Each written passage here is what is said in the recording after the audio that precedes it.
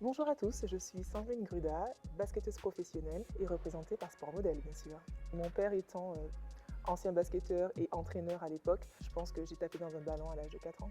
Je suis originaire de la Martinique, donc j'ai été formée là-bas. Alors tout d'abord dans mon club à Saint-Joseph, et puis par la suite j'ai suivi ma formation dans un centre donc, de formation en sport-études à Trinité. Et c'est à l'issue justement de ce cursus-là que j'ai été repérée par des détecteurs français métropolitains. Donc je quitte la Martinique à l'âge de 14-15 ans, déchirure émotionnelle, sociale, culturelle, mais je le fais parce que à 13 ans, je décide justement de devenir professionnelle.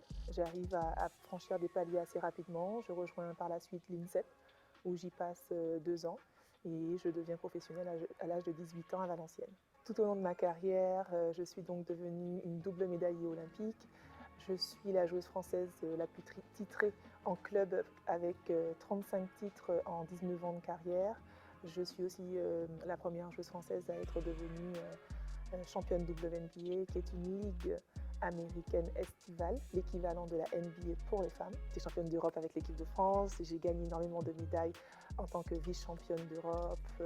La liste est longue. La WNBA pour moi c'était une expérience obligatoire. Je suis à Valenciennes lorsque je me fais drafter au premier tour de la draft de 2007 et je suis draftée par les Connecticut Sun. J'y vais et là franchement je suis ravie de découvrir la culture américaine, de découvrir aussi le basket qui est pratiqué là-bas, qui est différent du basket européen. J'ai fait donc 3 étés à Connecticut et ensuite je file sur la côte ouest pour faire 3 étés à Los Angeles. Et là, Los Angeles, c'était Hollywood, baby. C'était top, j'avais des étoiles dans les yeux, justement.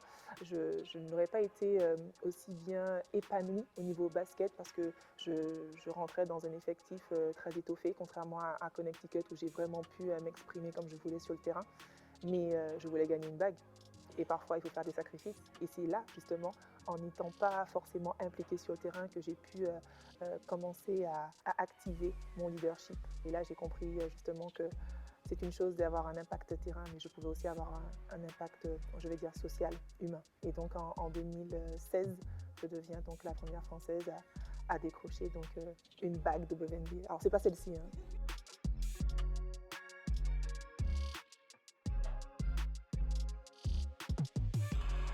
Les Jeux Olympiques, pour tout athlète, hein, c'est la compétition ultime. J'ai conscience de la chance que j'ai, que d'avoir participé à 3 Jeux Olympiques et d'avoir pu décrocher 2 médailles sur 3. C'est énorme parce que contrairement justement au sport individuel, nous en sport collectif, on ne peut décrocher qu'une seule médaille. C'est une expérience vraiment unique parce qu'on côtoie justement des sportifs de très haut niveau. C'est tout le contexte aussi qui fait qu'à un moment donné, on comprend bien en fait qu'on est entouré de ses pairs. C'est particulier comme sensation.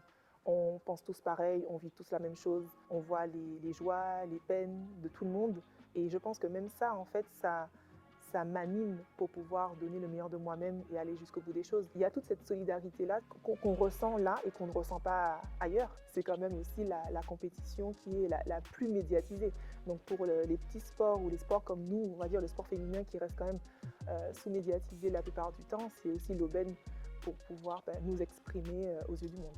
Je suis certes basketteuse, mais je suis engagée par ailleurs et donc une journée type, je me lève tôt, je bosse mes différents engagements et notamment je vais citer donc mon association qui œuvre pour la jeunesse martiniquaise qui est basée donc à la Martinique. Après je vais à l'entraînement, je reviens, je déjeune, je bosse encore un peu parce que justement il y a ce créneau-là entre 13h et 15h qui me permet de pouvoir me connecter directement avec mon équipe là-bas. Et derrière, je repars à l'entraînement. Et en fin de journée, là, je ne fais plus rien. Ce qui est important, en fait, c'est de pouvoir aller jusqu'au bout de ses rêves. Si vous avez cette flamme qui vous anime pour pratiquer un sport, allez-y. Parce que le sport est un beau véhicule de vie qui nous permet à tous de pouvoir grandir et nous élever.